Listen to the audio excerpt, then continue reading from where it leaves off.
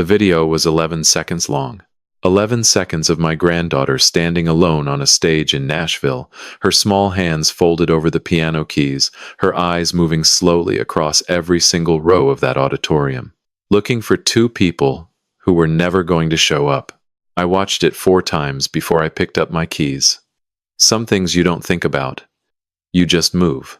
My name is Robert Callahan. I am 67 years old. I spent 28 years as a family court judge in Memphis, Tennessee, which means I have seen, in documented and legally binding detail, nearly every way a family can come apart at the seams. I have heard testimony that would hollow you out. I have signed orders that change the entire architecture of a child's life with the scratch of a pen.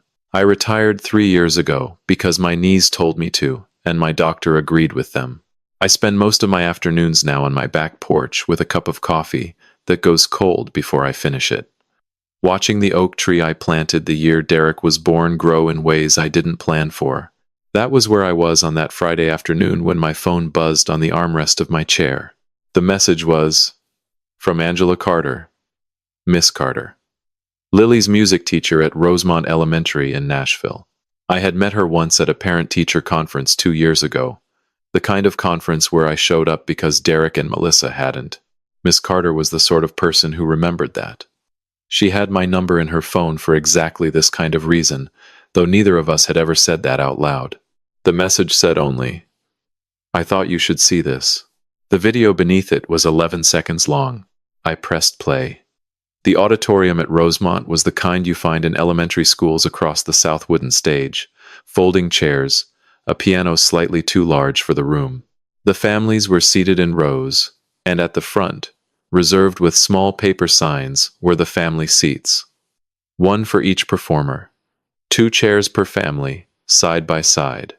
Lily walked out from the left side of the stage. She was wearing a white dress I hadn't seen before, her dark curly hair pulled back with a blue ribbon. She sat down at the piano bench, smoothed her dress once the way I'd seen her do since she was 4 years old, and then she looked up. Her eyes went to the family seats first. That's where they always go, with children. They look for their people before they do anything else. The 2 chairs with her name on the paper sign were empty. I watched her eyes move across the rest of the auditorium, checking, just in case, the way a child does when they're still hoping. Then something in her small face settled into a kind of stillness I recognized, because I had seen it in courtrooms, on the faces of people who had just received news they had already half expected. The stillness of someone making peace with something in real time. I pressed play again, and again, and a 4th time.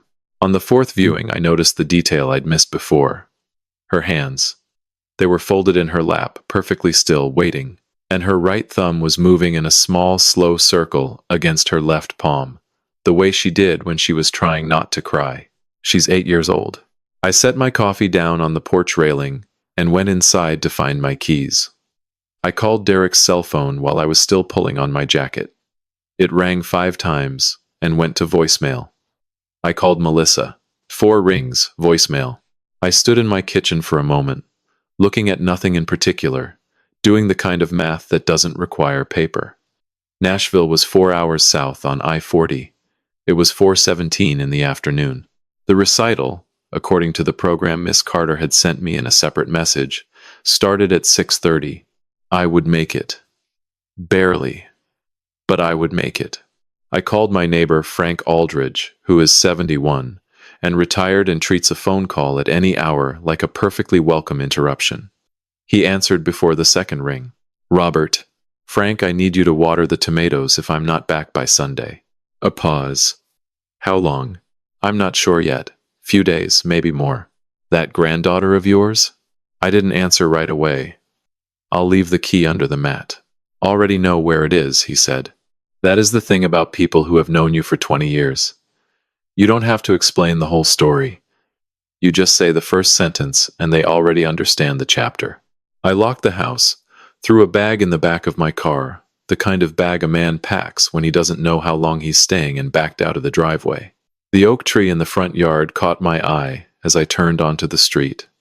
29 years old now, taller than the house, growing in directions I hadn't anticipated.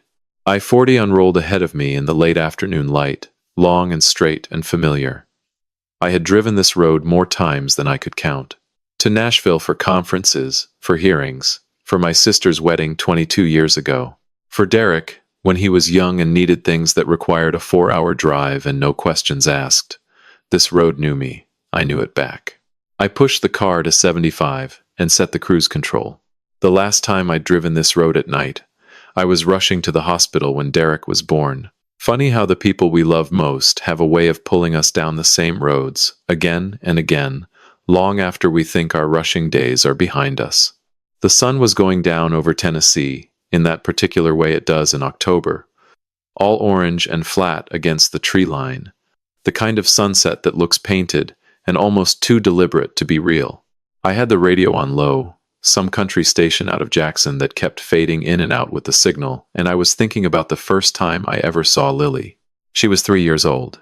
Derek and Melissa had driven up to Memphis on a Sunday in March, with her in the back seat, buckled into a car seat that still had the tags on it, because they had gotten the call faster than anyone expected and had bought everything in 48 hours.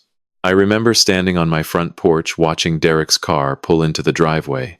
And then the back door opened, and this small person climbed out with a stuffed bear tucked under one arm, and looked around my front yard with the calm, assessing gaze of someone who had already learned not to expect too much from new places. She looked at the oak tree. Then she looked at me. "Are you the grandpa?" she asked.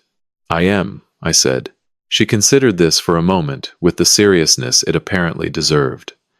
Then she walked up the porch steps, took my hand, and said, "Okay," just like that. Okay, like we had a deal. I had retired from 28 years on the family court bench, having presided over more custody cases than I could count. I had heard every argument, seen every configuration of love and failure that families are capable of producing. I thought I understood, in a professional and comprehensive way, what it meant for a child to choose to trust someone. Lily taught me in about 4 seconds that I had understood nothing. I pushed the memory aside and focused on the road. The radio faded out entirely somewhere past Lebanon, and I drove the rest of the way in silence, which suited me fine. I do some of my best thinking in silence. 28 years on the bench will do that to you. I pulled into the parking lot of Rosemont Elementary at 6:22. 8 minutes to spare. The lot was nearly full. Minivans and SUVs arranged in the cheerful chaos of a school event. Parents in good sweaters moving toward the entrance with the purposeful energy of people who had remembered to show up. I sat in my car for exactly 1 minute. Not because I needed to collect myself. I am 67 years old and a retired family court judge. I collect myself just fine. I sat because I wanted to be certain of what I was walking into before I walked into it. Then I got out of the car. Miss Carter was standing just outside the main entrance, a clipboard in one hand and the expression of a woman managing 17 things simultaneously. She was younger than I remembered, mid-30s maybe, with reading glasses pushed up on her forehead and the particular look of a teacher who genuinely loves what she does and is perpetually underpaid for it. She saw me coming across the parking lot and her whole face shifted into something I recognized from courtrooms. Relief. The specific relief of someone who has been carrying something alone and just spotted another person capable of helping hold it. "Judge Callahan," she said. "Just Robert," I said. "Thank you for sending that video." She nodded, glanced toward the entrance. "She doesn't know you're here."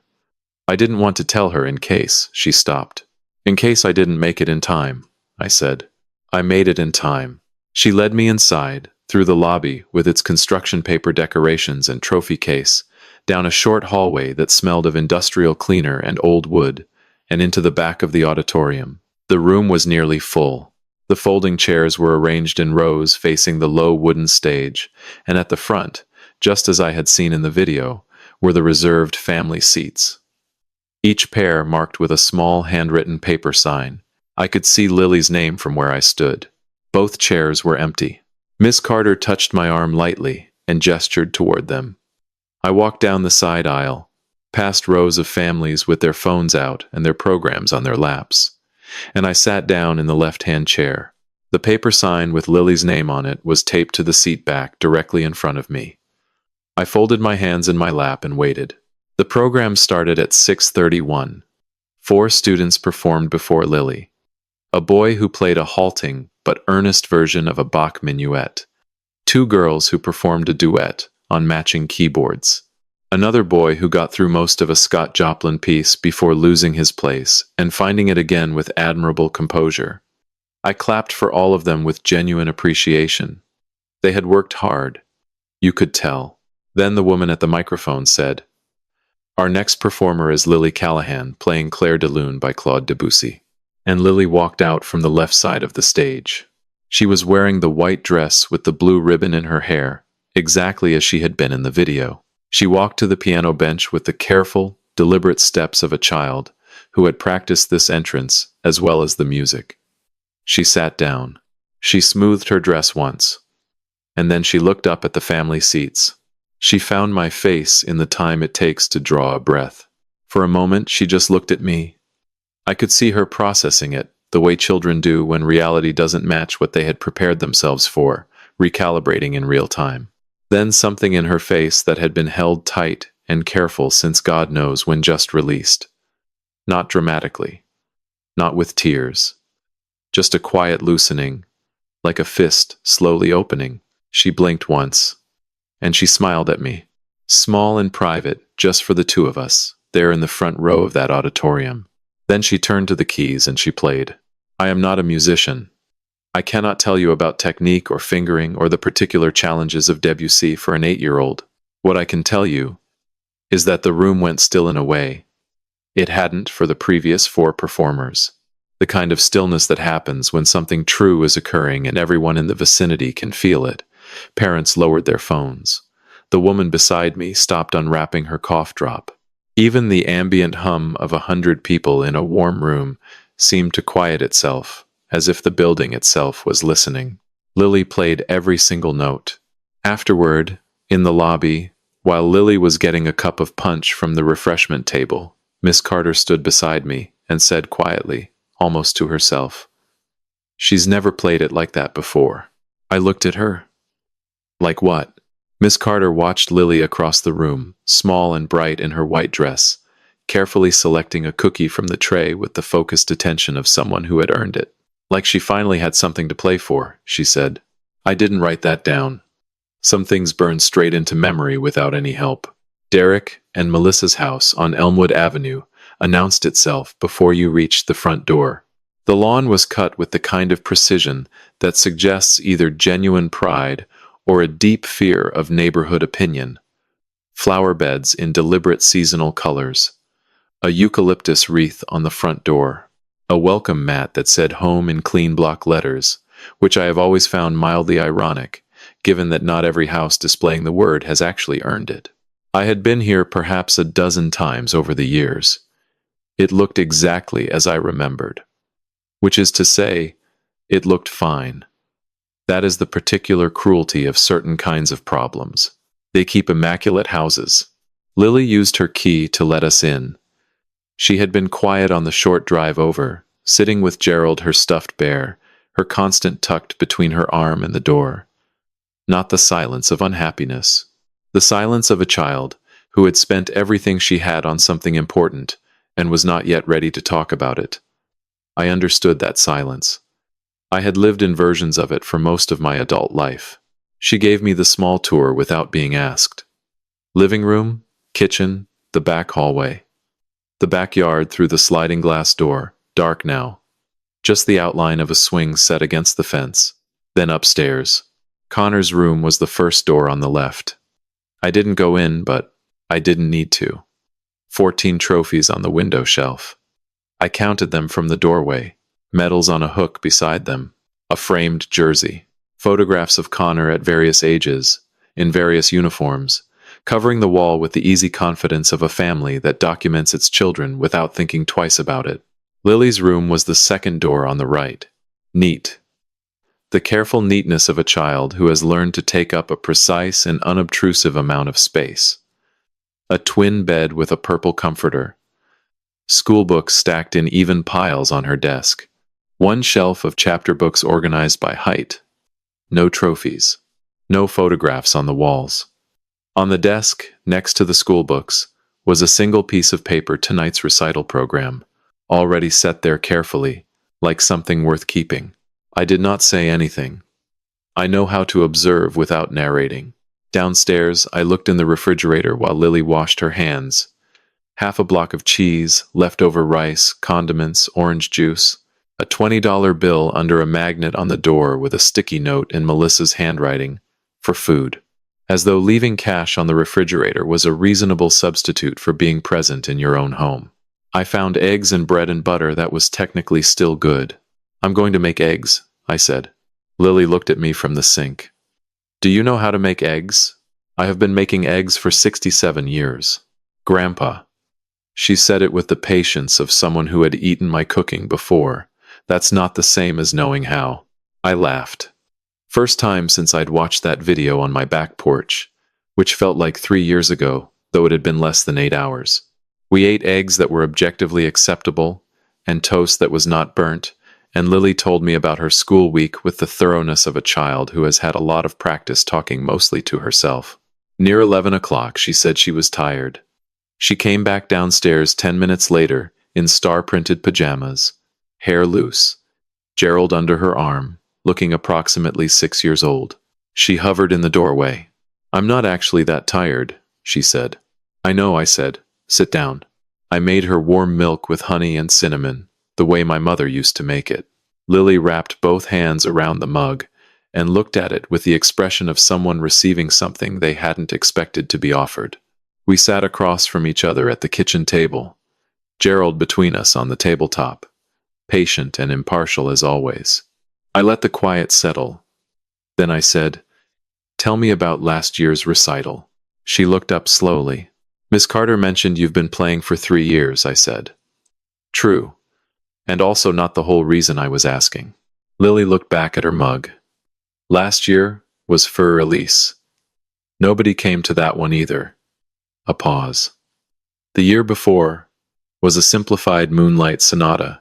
Miss Carter said I was the youngest student she'd ever had play it." Smaller pause. "Daddy said he'd try to come. He had a work thing. 3 recitals. 3 years."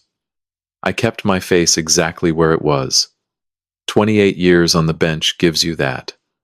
I filed it and moved on. "What about the photo in your dad's office?" I said. "The Grand Canyon one." Something moved across her face, quick and practiced. "That was before I came," she said. "When did you come?" "When I was 3. She looked at me steadily, with those old, careful eyes. "I've been here 5 years, Grandpa." The kitchen was quiet.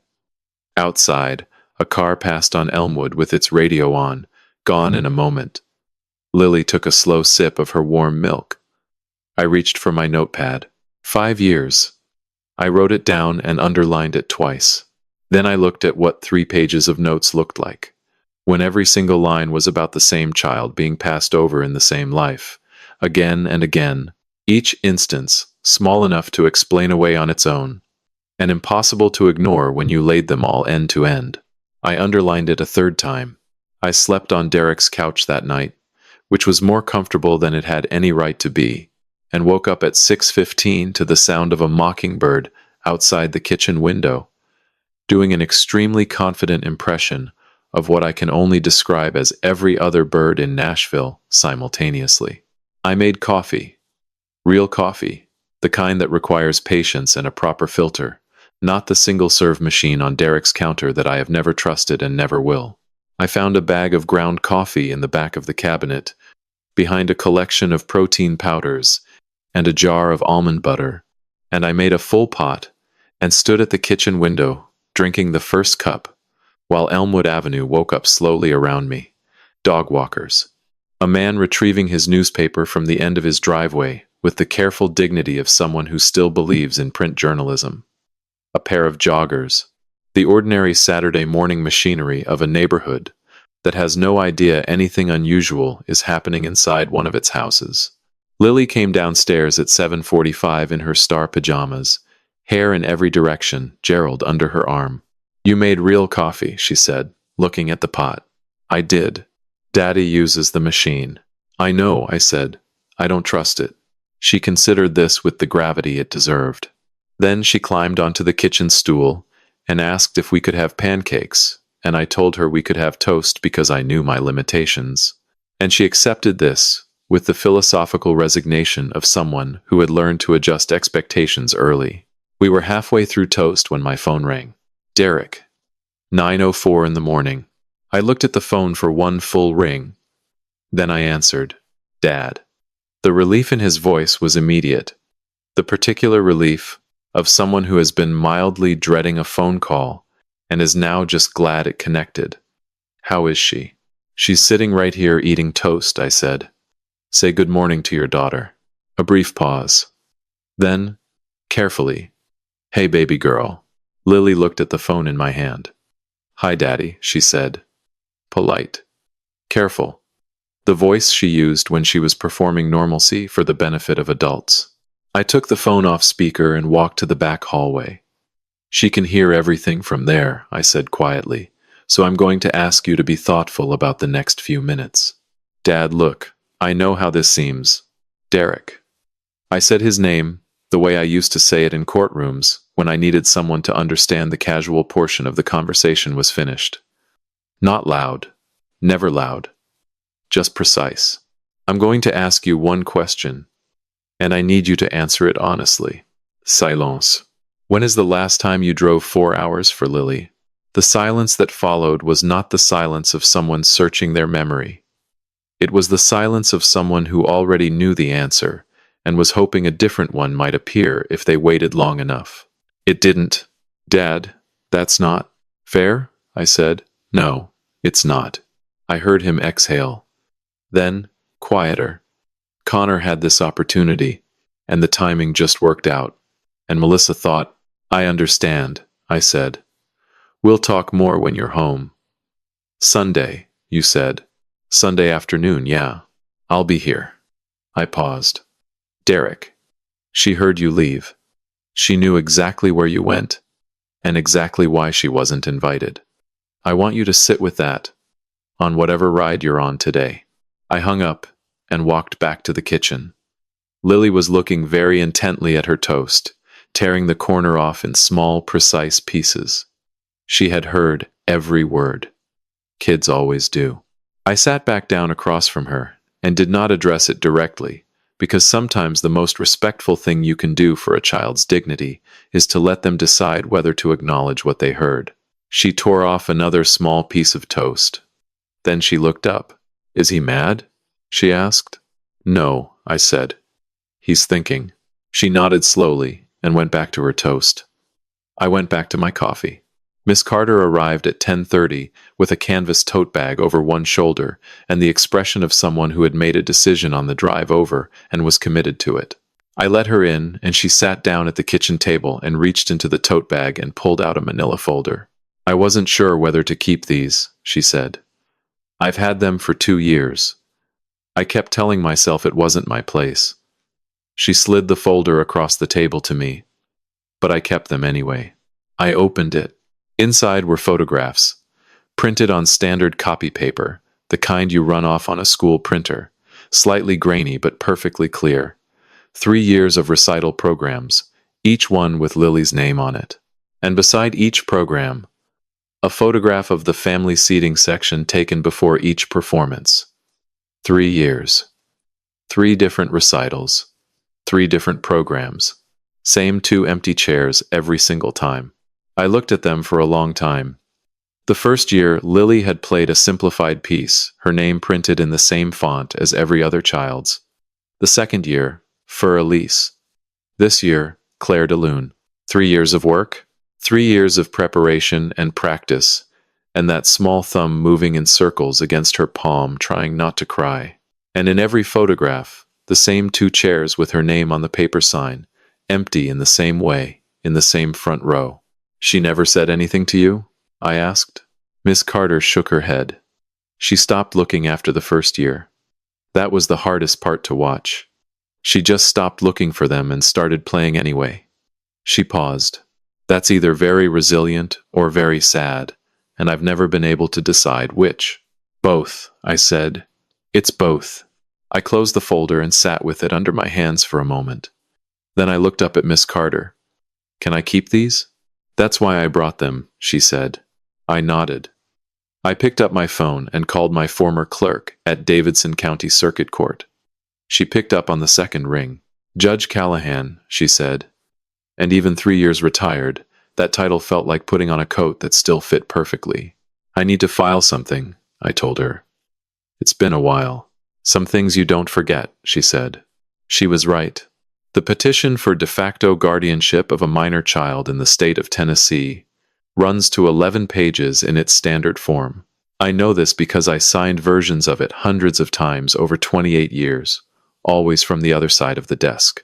Sitting at Derek's kitchen table on a Saturday morning, drafting it from the petitioner's side for the first time in my life, I found the language both familiar and strange, the way a song sounds different when you're the one being sung about.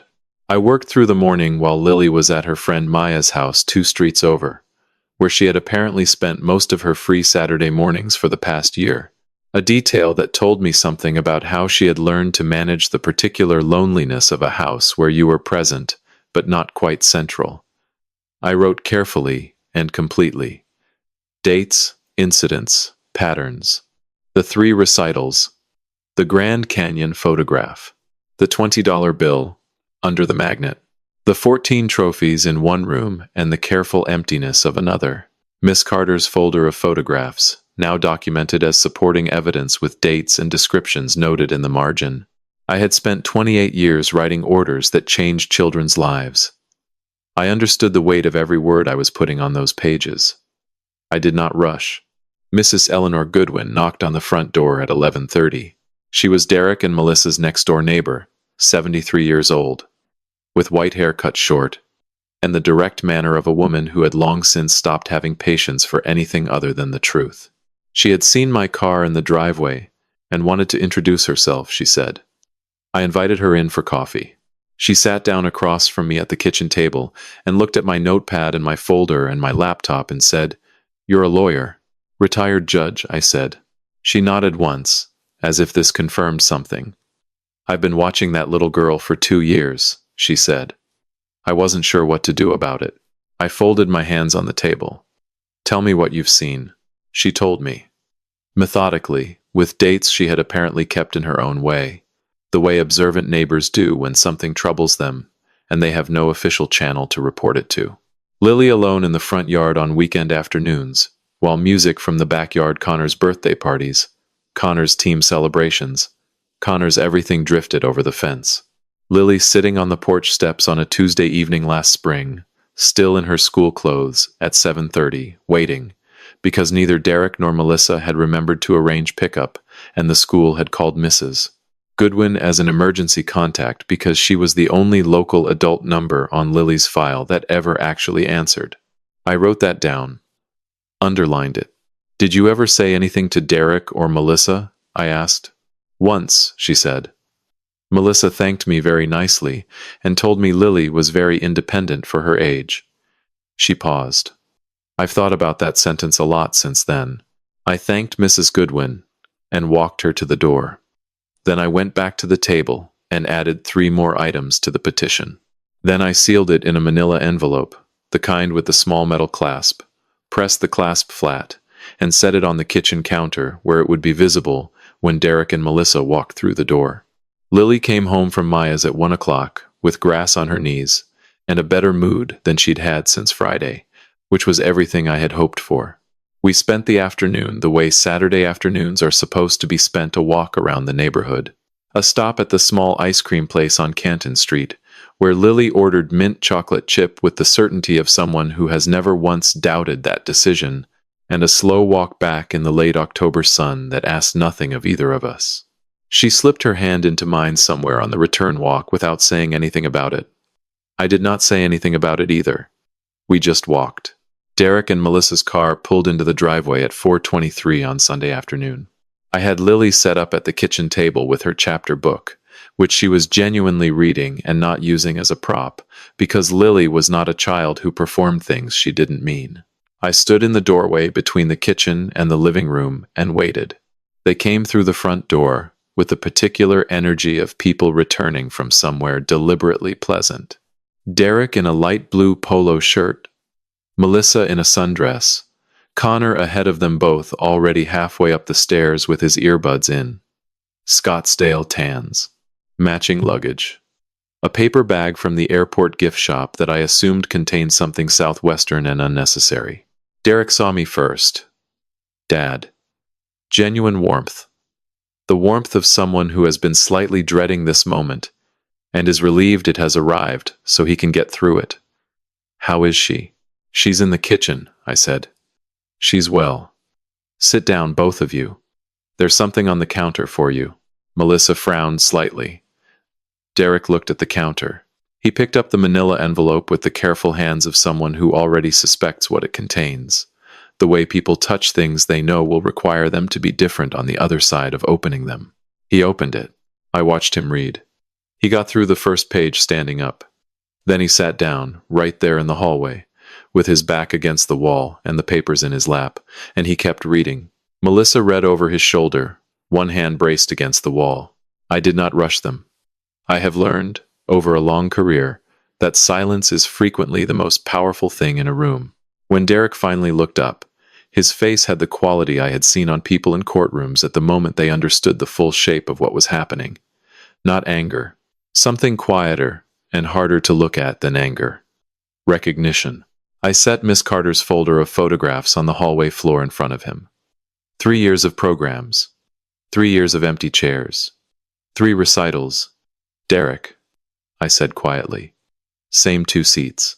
Same little girl looking for you. Melissa made a sound that was not quite a word. I reached into my jacket pocket and handed her a tissue, because I had put one there before they arrived, because I am a retired family court judge and I think ahead. The hallway was very still. Somewhere upstairs, from behind Lily's closed door, came the faint sound of piano keys. She was practicing Clair de Lune again. The same piece. Over and over, patient and unhurried, like she was playing it for someone who had not yet arrived but was on their way. Melissa went upstairs after a while. I heard her knock on Lily's door, heard Lily's piano stop, heard the murmur of voices through the ceiling, low and careful. I did not try to interpret what was being said. That was not mine to hear. Derek was still in the hallway. He had moved from the floor to the bottom step of the staircase, the papers in his lap, Miss Carter's photographs spread on the floor in front of him in a loose arc. 3 programs. 3 years. 3 pairs of empty chairs. He was looking at them the way you look at something. You have been avoiding, looking at directly for a long time, and have finally run out of room to keep avoiding. I went to the kitchen and made 2 cups of coffee. I brought one to him and set it on the step beside him without comment. He took it without looking up. We stayed like that for a while. The 2 of us, in the front hallway of his house, while the neighborhood outside went quiet the way neighborhoods go quiet on Sunday evenings, the particular settling in stillness of a day coming to its end. Eventually Derek stood up, gathered the papers carefully, and set them on the hall table. Then he looked at me. "Can we go outside?" he said. The back porch was small, 2 chairs and a side table, overlooking the yard where the swing set stood dark against the fence. October in Nashville had turned cool without announcing it, the way fall does in the South, and the air had that particular quality of nights that are not quite cold enough for a jacket, but make you think about getting one. We sat down. Derek wrapped both hands around his coffee mug and looked at the yard. The silence between us was not uncomfortable. It was the silence of 2 people who have said enough hard things for one day and are resting before the next ones. Derek spoke first. "I keep trying to figure out when it started," he said. "Not to me specifically. More to the yard, to the dark swing set, to the particular night air of a Sunday in October. Like if I could find the exact moment, I could explain it somehow." I did not say anything.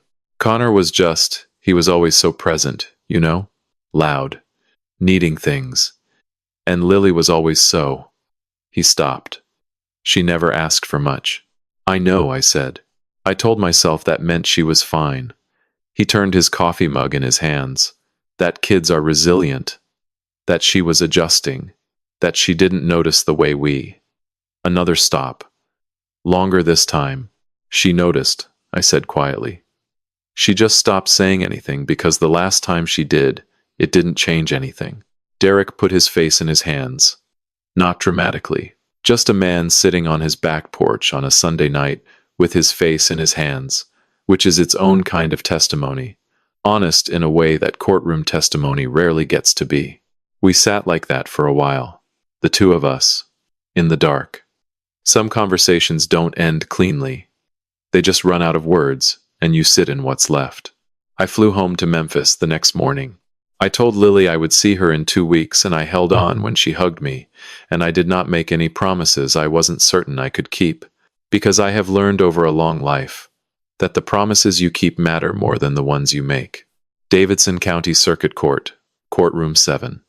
2 weeks later, on a Tuesday morning, in November, the air outside, cold enough now that it meant it. I had not been inside a courtroom in 3 years.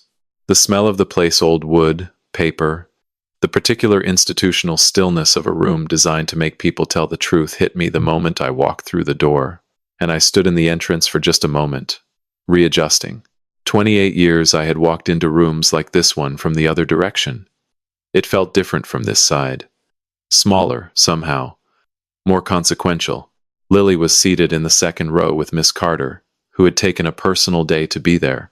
Lily was wearing a purple dress I had not seen before, her hair pulled back with a ribbon. Gerald nowhere in evidence, because she had decided, apparently, that this was a Gerald stays home occasion. She looked up when I came in. She gave me the small nod, the same one she had given me from the piano bench 2 weeks ago.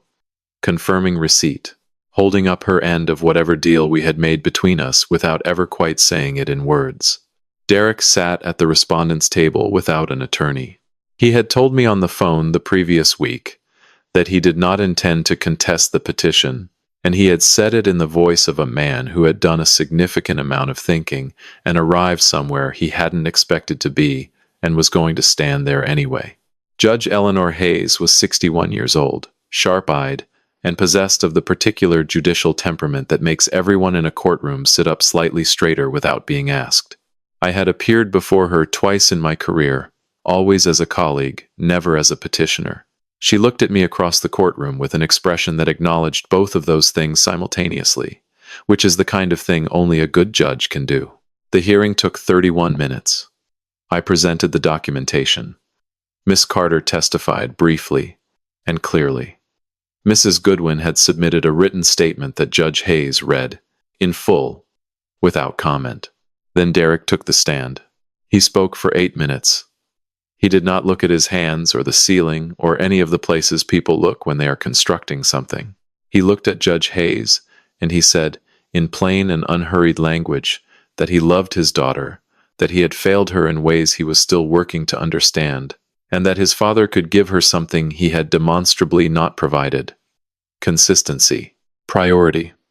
A front row seat. Judge Hayes listened without expression until he finished. Then she looked at him over her reading glasses and said, Mr. Callahan, do you believe your father can provide this child with something you have not? Derek did not hesitate. Yes, he said. I do. Judge Hayes removed her glasses. She looked at Miss Carter's photographs one final time, laid out on the evidence table. 3 years of empty chairs in a front row. The courtroom was very quiet. I had sat in her position for 28 years. I had never understood, until that moment, how long 30 seconds of silence could actually feel. Then, she picked up her pen. I looked over at Lily. She was already looking at me. She did not cry, she just nodded. That same small, certain nod, like we had a deal, and she was confirming receipt, and this time, finally, it was real. The parking lot of Davidson County Circuit Court sits on the south side of the building, and in the middle of November in Nashville. It catches the afternoon sun in a way that makes everything look slightly more hopeful than it did an hour ago. I noticed that when we walked out, the light was doing something generous with the bare oak trees along the sidewalk, turning their branches gold at the edges, and the air was cold and clean in the way that Tennessee air gets in late fall, the kind of cold that wakes you up without being unkind about it. Lily walked beside me with her purple dress and her good shoes and her ribbons still in her hair, and she looked, for the first time since I had arrived in Nashville 2 weeks ago, like a child who was not carrying something too heavy for her size. Miss Carter hugged her outside the courthouse doors, held on for a long moment, the way you hold on to someone when you want them to feel the full weight of what you mean. Lily hugged her back with both arms. Then Miss Carter looked at me over Lily's head and gave me the nod of one person to another when something that needed doing has finally been done. We said goodbye to her in the parking lot. Then it was just the two of us, walking to my car in the November light. Lily was quiet as I pulled out of the lot and navigated the midday Nashville traffic toward the on-ramp for I-40 West. She sat with her hands folded in her lap, looking out the passenger window at the city moving past. Not the heavy quiet of the drive 2 weeks ago, when she had sat in this same seat after the recital with Gerald and exhaustion and everything unspoken. This was a different kind of quiet. Lighter. The quiet of someone who is still figuring out what the new thing feels like and is not yet ready to put words to it, which is a perfectly reasonable response to having your life change in a courtroom on a Tuesday morning in November. I let her have it. I merged onto I-40 and set the cruise control and let Tennessee open up ahead of us the way it does on that stretch of highway, wide and unhurried, the hills rolling away on both sides in shades of brown and gold, and the particular tired green of late autumn. We were past the city limits, maybe 20 minutes out, when she spoke. "Grandpa," she said, still looking out the window. "Yeah." A pause. Long enough that I did not try to fill it. Was I worth the drive? I looked at her. She was still facing the window, watching the Tennessee hills go by, her hands folded in her lap, with that careful stillness she had, that quality of a child who has learned to ask important questions sideways, without full eye contact, because full eye contact makes it too easy for the answer to hurt. "Lily," I said, "you were worth every mile I have ever driven in my life." She turned and looked at me then, just for a moment, and whatever she found in my face was apparently sufficient, because she nodded once, that same small, certain nod, the one I had come to understand, was her way of signing off on something that mattered, and turned back to the window. A few miles later, she put her hand over mine on the gear shift. She didn't say anything. I didn't either. We just drove. I want to tell you something about what I learned from those 2 weeks in Nashville, from that 11-second video, and those 4 hours on I-40, and those 3 programs with the empty chairs and one little girl who had learned, at 8 years old, to stop looking for people who were not going to show up, and to play her music anyway. Love is not a feeling. I have believed this for a long time, but I understood it more completely in those 2 weeks than I ever had before. Love is a choice you make on an ordinary Friday afternoon when your phone buzzes on the porch railing and you put down your coffee and you go. It is a choice you make at 6:22 in a school parking lot when you have been driving for 4 hours and your knees ache and you are 67 years old and you get out of the car anyway. It is a choice you make every time you show up to the front row and every time you stay. Children do not need you to be perfect. They do not need grand gestures or expensive trips or the right words at the right moment. What they need, what they are quietly and constantly checking for, is the answer to one question. Are you going to show up? Not once. Not when it is convenient. Are you going to show up, again and again, in the ordinary, unremarkable way that eventually becomes the whole architecture of a child's understanding of what they are worth? I believe that God puts certain people in our paths for reasons we do not always understand at the time. I believe that an 11-second video on a Friday afternoon was not an accident. I believe that a little girl who learned to play Clair de Lune for an empty room was always meant to play it, one day, for a full one. God does not waste the hard things. He uses them. He used every empty chair and every missed recital and every careful silence to build something in Lily that no one could take from her, the knowledge that she could show up for herself, even when no one else did. And then he sent someone to show up anyway. I am grateful, every day, that I was paying enough attention to be that person. Memphis appeared on the horizon as the afternoon light began to soften, the familiar skyline rising up out of the flat Tennessee distance like something I had been moving toward my whole life without knowing it. Lily sat up slightly when she saw it. "Is that home?" she asked. I looked at the skyline. Then I looked at her. "Yeah," I said. "That's home." She settled back into her seat. Outside, the oak trees along the highway were catching the last of the afternoon sun. The same way the ones in Nashville had. Gold at the edges, generous with the light. Lily watched them go by for a while. Then she closed her eyes. She was asleep before we reached the city limits. One hand still resting lightly over mine on the gear shift. Her head tilted toward the window, her purple dress catching the last of the November sun. I drove the rest of the way in the best silence I have ever known. If this story moved you, if it reminded you of someone you love, or someone who showed up for you when it mattered, leave a comment below and tell me about them. Those stories deserve to be told. And if you believe that every child deserves a front row seat, share this with someone who needs to hear it today. We will see you in the next one.